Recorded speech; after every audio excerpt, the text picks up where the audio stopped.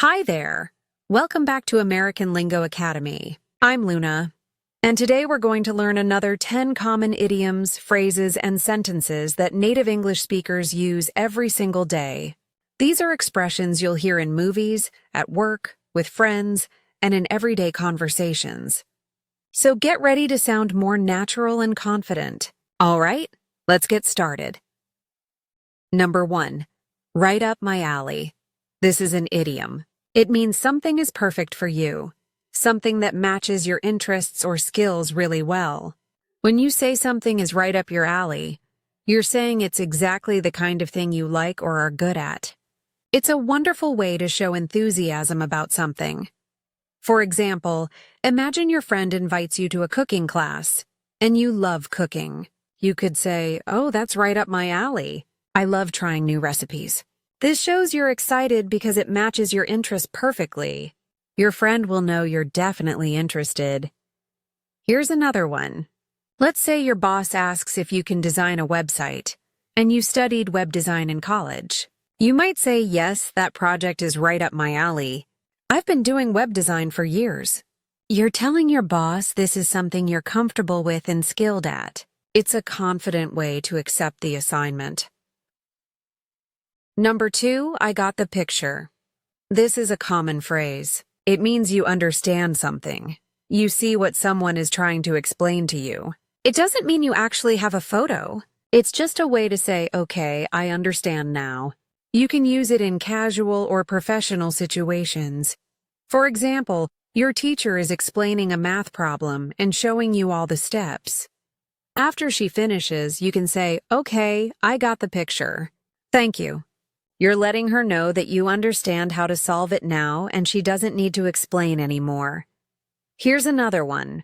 Your friend is describing a difficult situation at work with a coworker who never listens. After hearing the whole story, you might say, "Yeah, I got the picture.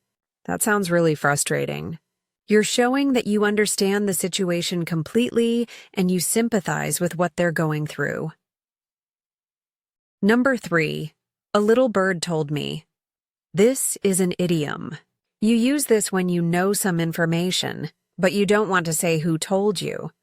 It's a playful, fun way to keep your source a secret. People often use it when sharing good news or gossip. It adds a light, friendly tone to the conversation. For example, it's your coworker's birthday, and you're planning a surprise party. When she asks how you knew it was her birthday, you could say, "Oh, a little bird told me." This keeps it mysterious and fun without revealing who gave you the information. She'll probably smile and wonder who told you. Here's another one. Your brother got accepted into his dream college, but he hasn't announced it yet. When you see him, you say, "Hey, a little bird told me you got some good news. Congratulations." You're letting him know you heard about it without saying exactly who told you. It's a sweet way to show you care. Number 4. It can wait. This is a phrase. It means something is not urgent, it's not important right now, and you can do it later. You use this when you want to prioritize something else first. It helps you manage your time and focus on what's most important in the moment.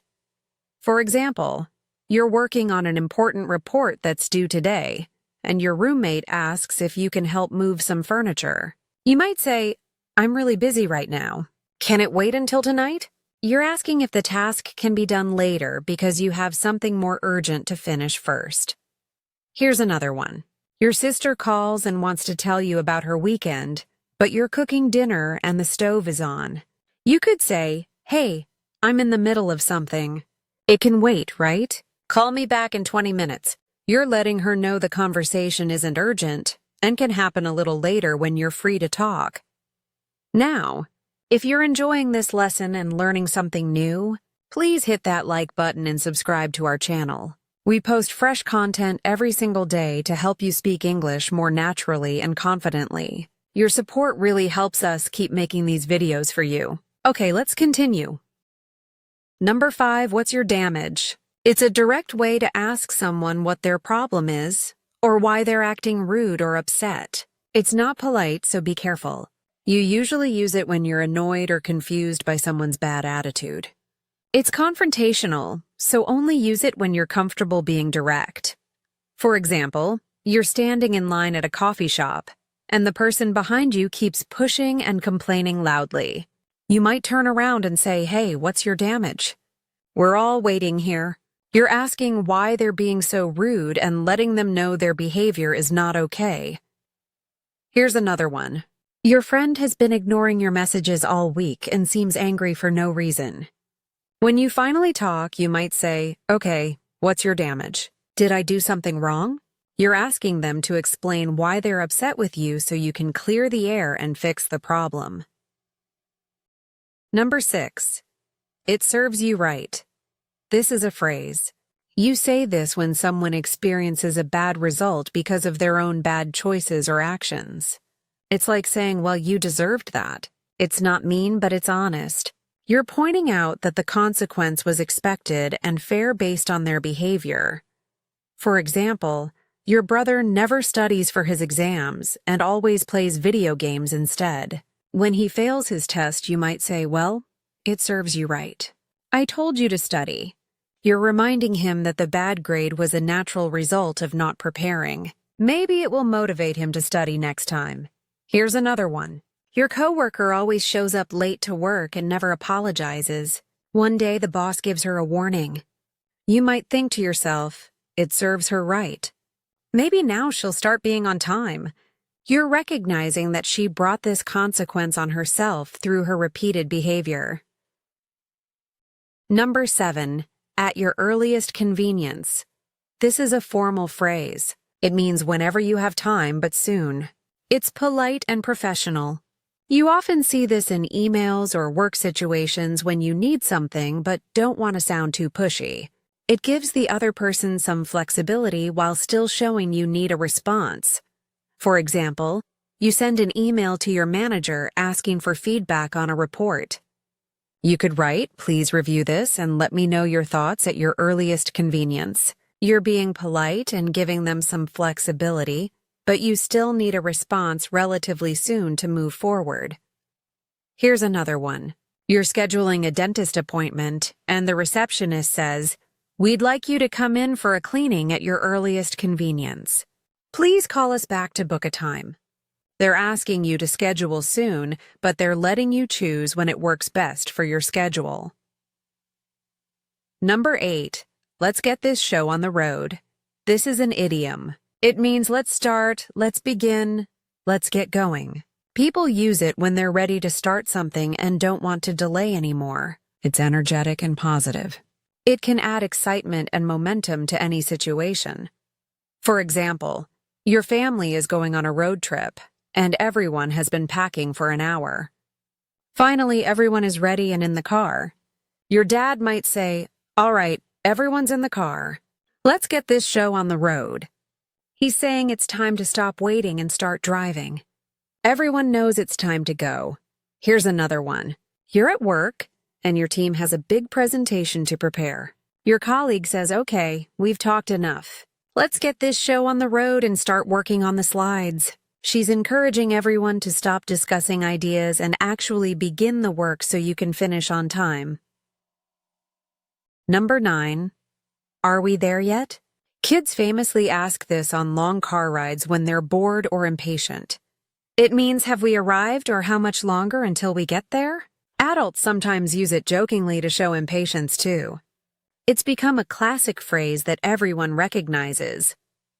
For example, you're driving to the beach with your family, and your little brother is excited but restless. After only 10 minutes in the car, he asks, "Are we there yet?" He's impatient and wants to arrive already, even though the trip just started and you have 2 more hours to go. Here's another one. You're working on a long, difficult project at work that's taking months. Your coworker jokes and says, "Are we there yet?" "I feel like we've been doing this forever." She's using the phrase in a playful way to express that the project feels endless, and she's ready for it to be finished. Number 10. Coming through. This is a phrase. You say this when you need to pass through a crowded space and you want people to move out of your way. It's polite but direct. You might hear it in busy places like restaurants, hallways, or stores. It's a practical phrase that helps you navigate crowded areas safely. For example, you're a waiter carrying a tray of hot food through a packed restaurant. As you walk, you say loudly, "Coming through, hot plates." You're warning people to step aside so you can pass safely without dropping anything or burning anyone. It keeps everyone safe. Here's another one. You're at a concert, and you need to get out of the crowd to use the restroom.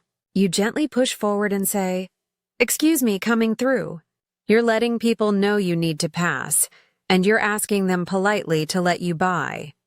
Most people will move aside when they hear this. And that's it. You just learned 10 super useful expressions that native speakers use all the time. I hope you feel more confident using these in your own conversations. If you enjoyed this video, please give it a like, share it with a friend, and don't forget to subscribe. Thanks so much for watching, and I'll see you in the next video.